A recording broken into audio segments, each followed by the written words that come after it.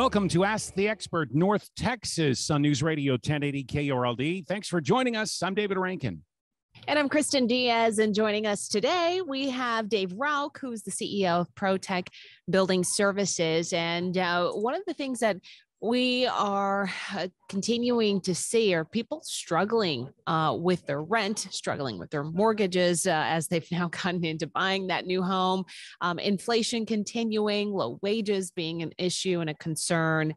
And Dave, we wanted to kind of pick your brain a little bit about how you're seeing the affordable housing crisis at this moment, especially here in Texas. Yeah, the affordable housing crisis is obviously acute right now. And the main reason is because wages are being crimped by inflation. When we have 8.6 today or 9.1% inflation, you have wages increasing 5%, you're still down 4%.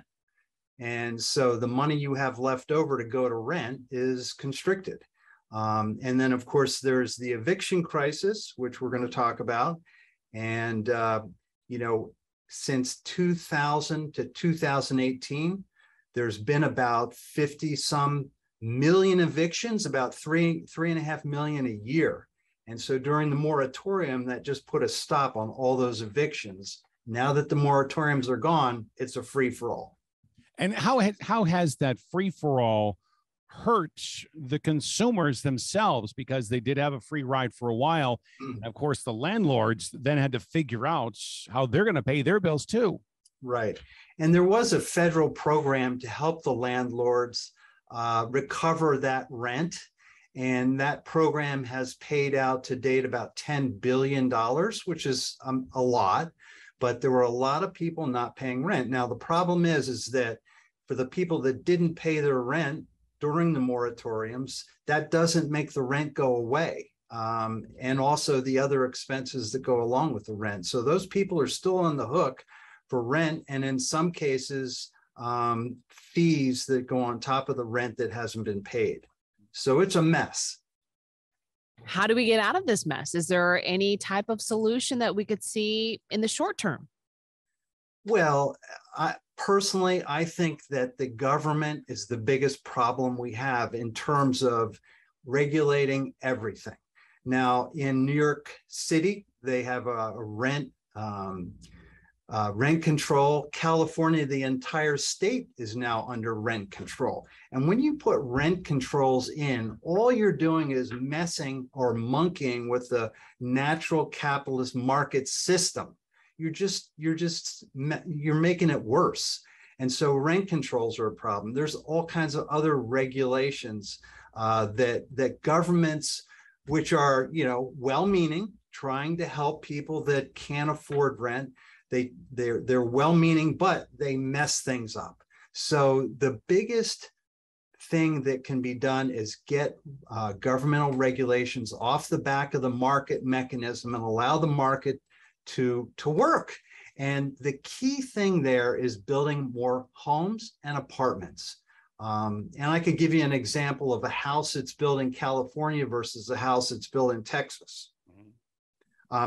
The same house that's built in California costs about $700,000, where in Texas it's about $250,000. And that difference isn't the cost of the wood, isn't the cost of the cement, isn't the cost of labor. That difference is solely in regulation.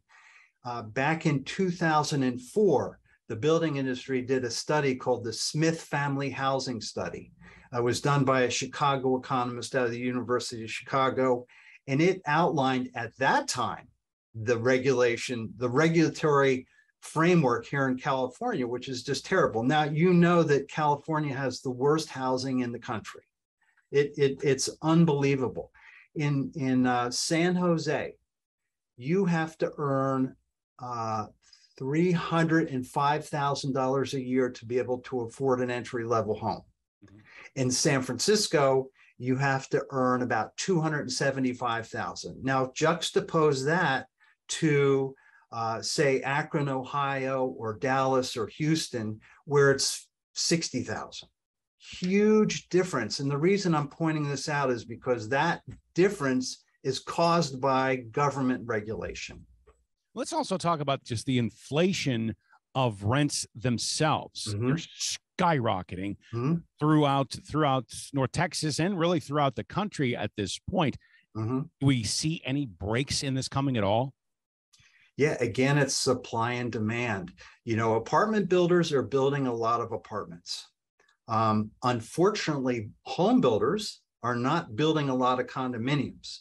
And the reason being is because there's a significant amount of construction defect litigation when you build condos. Now, condos are attached homes, and mid-rises and high-rises are also attached communities, and they're subject to a lot of litigation because that common area that everyone owns in common is not well maintained because of the confusion, because of the lack of a maintenance manual, the lack of a maintenance plan that the developers are not giving to the homeowners. Long story short is that we need to build a lot more condominiums, and we're not.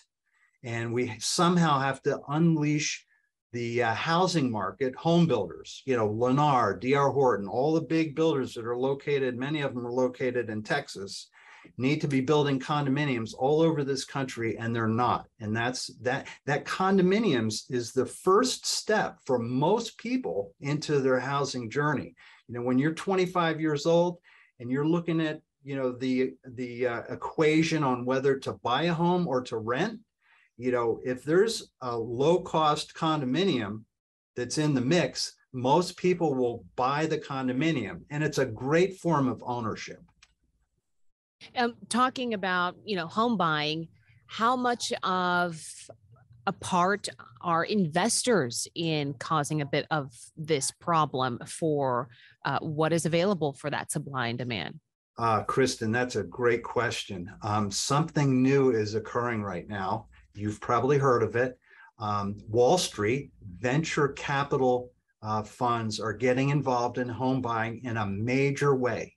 Last year, 2021, 24% of all the newly built homes in the entire country were purchased by venture capital backed home build to rent companies.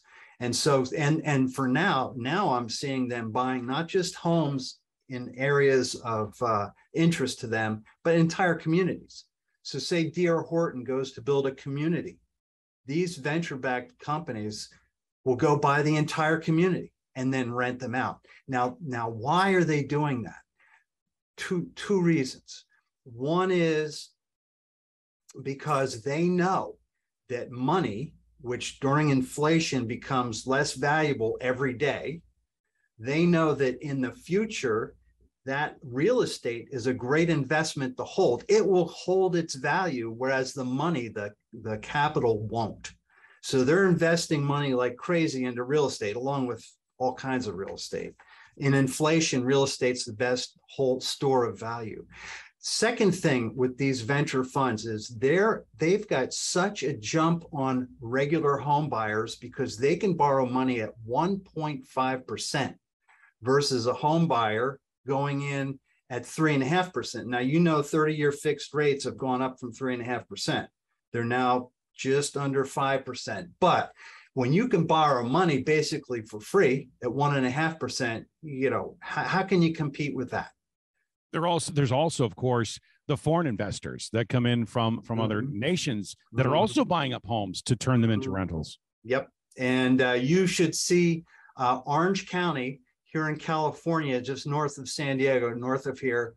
There are so many Chinese folks buying homes in Orange County. You won't even recognize some places. I mean, it's the free market. They can buy homes wherever they want, but they understand that California, they're not building homes fast in California. So when they're buying homes, that's a great investment because it's a great store of value because they're not building homes very fast here in California because of all the rent, because of all the regulations.